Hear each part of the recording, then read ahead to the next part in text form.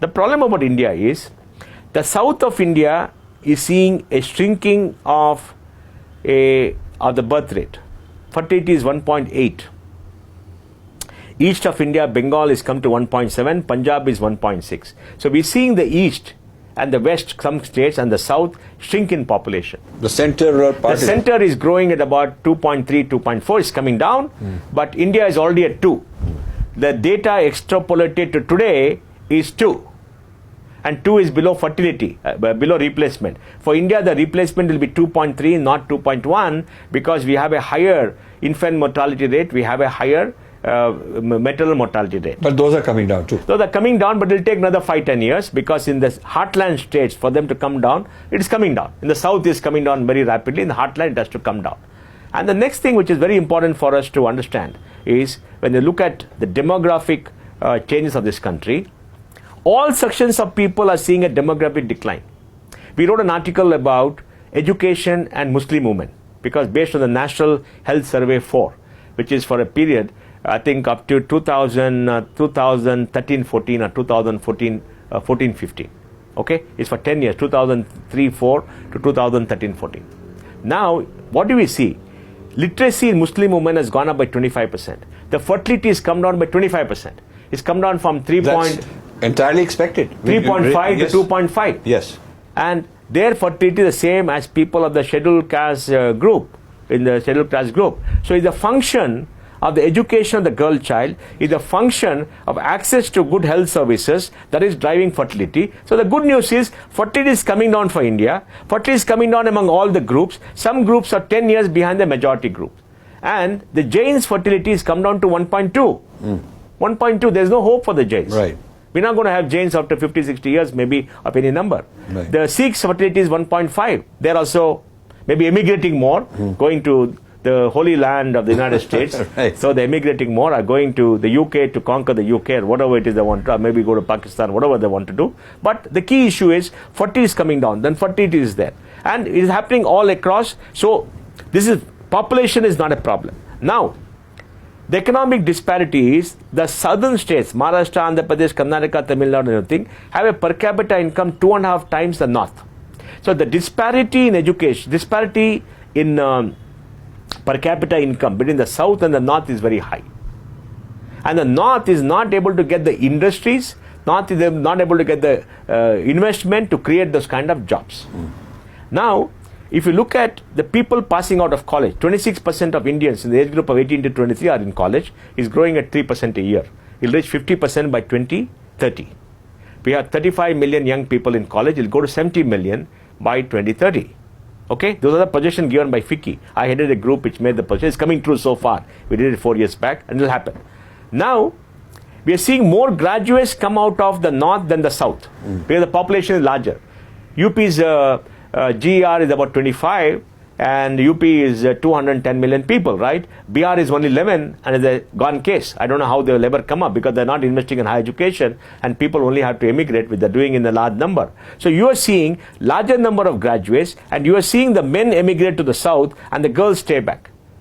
So the labor participation rate of women in India has come down dramatically in the last 10 years, because more educated women are coming out of colleges, they're coming out of college in the north, and there are no jobs there and jobs south.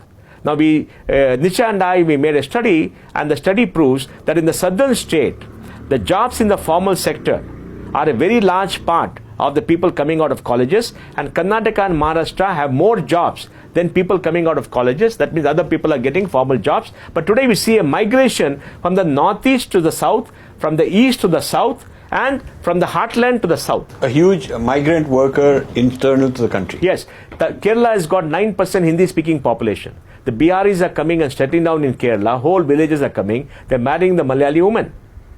And Hindi signs are coming up in Kochi. Never happened before.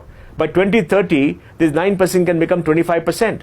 Now the key issue is, what happens if people of a different culture come to all these places like a Tamil Nadu, like a Kerala, like a Karnataka, and especially Kerala, where the local population is smaller and then other people dominate. So there is going to be a lot of conflict. There's going to be a lot of issues. Like in Bombay. Like in Bombay. Bombay, it happened earlier, except that people are richer, so that they're not fighting for the necessities of life it happened 30 years ago. So you're seeing this kind of change happen. So now, India is a country where labor-intensive work is concentrated in the south, not where the labor is. India is a country where cost of living and cost of labor is going up in the south where industry is.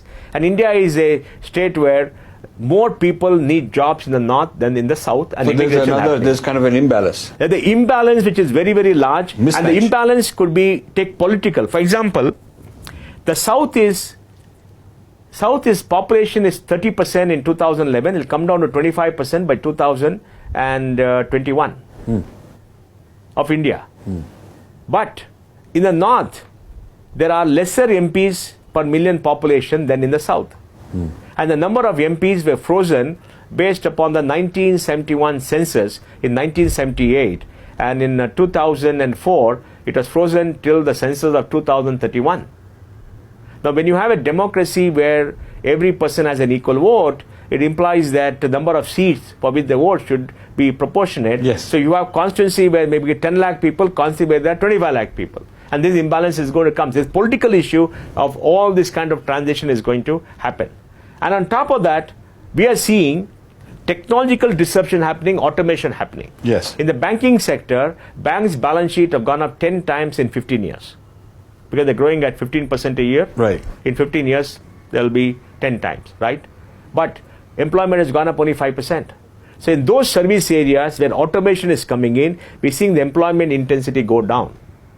So in those areas where manufacturing, where automation is coming in, employment intensity is going down. And in those areas where distribution is there, employment intensity is up. So even though we can grow at 7 to 8% for the next 10 years, employment intensity of the GDP, today employment intensity could be going up by 5%, maybe 4%, could come down, but we'll have enough jobs. The problem will be the kind of jobs that we want and the kind of jobs that are created are very difficult. We made a study out of 12 million jobs that are created in this country every year, only maybe 10-15% are good, well-paying jobs for the middle class. The balance jobs pay 15,000-20,000 rupees, not enough to create a family. And this is creating stress. So India is creating enough jobs, largely in the south. 60% of jobs may be in the south. So there is regional, demographic, labor intensive versus capital intensive versus technology intensive, all kind of moving parts that need to be rethought. Rethought. And I don't think people are thinking about this mix, looking at data, making projections. So this is the job for Niti Aayog. I mean, supposedly, they are the ones who should. But Niti should look at the system level. They're looking at small part. Yes. AI will have a program. They're looking at program level. Yeah. This is not program level. These are mission levels. Yes. So we must look at the mission levels and see where thinking. That's why this country requires many more institutions to think about it, to debate about it, come out with positions, educate our political leaders, educate our academics, everything. And there's no thinking on a grand scale. Yes. So we need the Indian grand economic narrative. Yes. What India should be in 2030, what will expand, what is state. It has to be based on what India as a collection of states. It cannot be India driving it from Delhi, because Delhi is distant from India. Delhi is lost. In my view, Delhi is lost because Delhi is no longer in control of what India happens, because the states are growing at a different pace and Delhi is not able to understand how the states are growing, where the states are going. For example, the state of West Bengal is beyond control. It doesn't listen to Delhi. It has its own logic. It's like a different country. Do you feel that the tax too much at the center, not tax correction, states are not doing it? Like in the US, the state have more tax. No. More after the 14th Finance Commission, 42% central taxes go to the states, and now in the last 2 years, states spend more than the center. It is shifted 3 years back when Modi came. Modi did that, and of course, JNU doesn't give him credit. They go on bashing him unnecessarily because they don't look at data. I don't think the JNU professor ever look at data, just shoot from the mouth. Ideologues. And dying ideologues, old ideologues, because, there's no more Julawalas coming there. But the fact remains, Modi did it because as a chief minister he came, and today the states spend much more than the center. So here we are, Rajiv. India is in a state of flux with rapid changes in the demography, rapid changes in the economy, disparate growth or diverse growth all over the place, diverging in the states, not converging. Delhi not thinking about India and understanding all this thing, not enough thinking going Too on. much arrogance. And in the midst of this, Yes. in the midst of this, that we have the technological disruption caused by digitization, caused by AI coming, and we have these two big giants globally, China and America, trying to dominate the world. And in the midst of this, these 10 big companies trying to dominate. Now look at these metrics on the global scale. It's unbelievable. Now something has to come. Yes. Now, what could be the solutions? I'll take 5 minutes. What could be the solutions? One, I think the United States was first to come to terms with itself about digitization, about the future, about AI, and understand the role of China. China should not become a hegemon. China should be a great power. China is a great power. It should behave like a great power, not threaten anybody else, and remake itself in the picture of what it has to be. Now, Europe is dying. Europe has no future in Europe. Europe does not know where it is. It is more stuck about its own problem. Europe has to decide for itself what has to be done, and I don't know what they're thinking, because the UK is in crisis, not able to find its own place. Germany is seeing Merkel go down. Macron is out of control. Macron doesn't have France under control. There's anarchy happening on the streets of Paris. Eastern Europe is in flux, and Putin is sitting there looking at Russia and not knowing what to do, because what role will Russia play in the future? They should have a role. The Middle East is in turmoil. Young prince come up, wants to transform Syria and all the jihadis. They're going to focus on Wahhabism and focus on that. And Africa has got its own challenges. Sub-Saharan Africa growing faster, rest of Africa not growing. Population growth rates in many countries out of control. Japan is shrinking as a power. Southeast Asia is sandwiched between China and India. They have to remake the role and see what to do. They're trying to get these giants together. And then you got India undergoing such rapid change. Unbelievable change, not understanding what the change is, what has to be done to take care of it, tackling yesterday's problem with a good prime minister, a prime minister to understand, but needs to be supported. And the debate is all about some things which don't matter anymore, and the debate about the future is very less unless you come and take some TV interviews to some people who can understand about the future. So I think the world is in an interesting place. And like you said, in the midst of all that, you have this unbelievable technological disruption with AI driving the world and transforming the world. So we don't know. So you and I have a lot more thinking and talking to do. This is what the conclusion is. And I really thank you for this. Thank you, Rajiv. It's always a pleasure, because you can really shake things up, and we need that. We need people who can shake things up.